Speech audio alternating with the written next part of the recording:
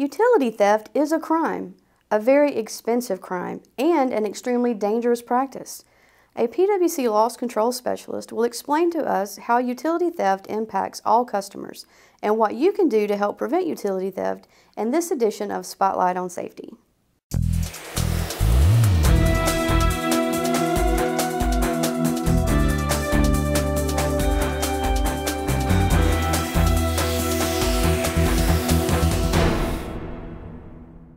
Utility theft is the unauthorized use of service when people use utilities without paying for them. Most people steal utilities because they get cut off for down payment, they can't afford the bill, and they want the service, so they'll actually turn it back on themselves.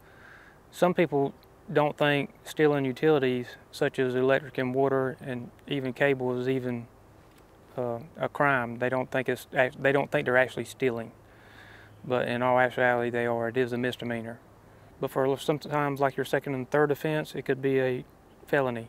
The meter registers how many kilowatts is used, so you can calculate that into how much. If it goes over like $1,000, or if someone interferes with the utility lines, that could be considered a felony.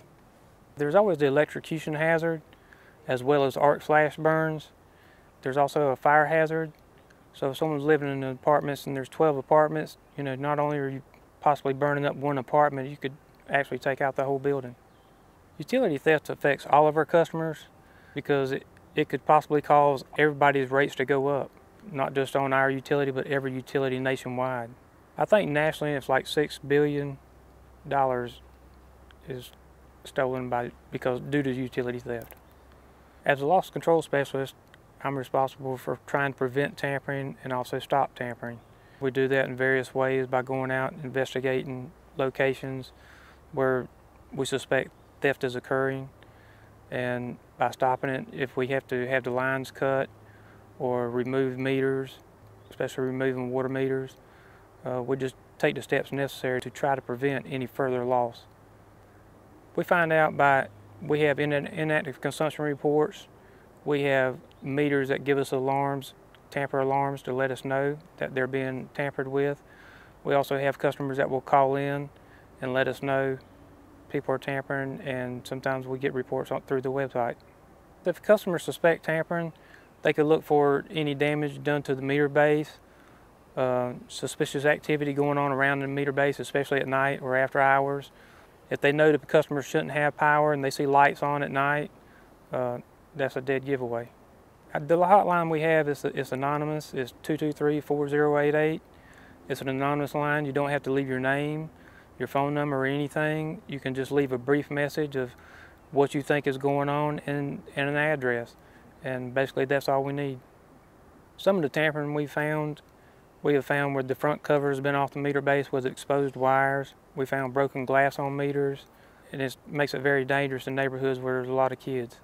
All of our meter bases have different color seals. We use gray seals for active accounts. We use blue seals for inactive accounts. And for tampering, we use black seals. Right, if you go to a location and you see a service that has a black seal on it, then we've already been there to stop the tampering. If someone's caught tampering, there's always tampering fees that are associated with that, and there could also be criminal charges filed as well.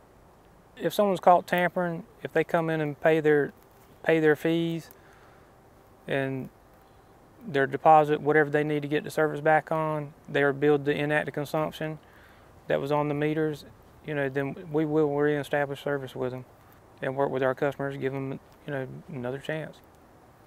We want to take bad paying customers and turn them into good paying customers. My favorite part is whenever we find a unique way someone has tampered with their meter and we are able to stop it safely and prevent anybody in the general public from getting hurt, especially children. We don't like seeing unsafe conditions, especially when there's a possibility of a fire hazard. Most adults can get out of a house with no problem. A 2-year-old, they're not going to be able to crawl out that window. At the end of the day, if we can keep our customers safe, especially the children, that's one of our biggest concerns.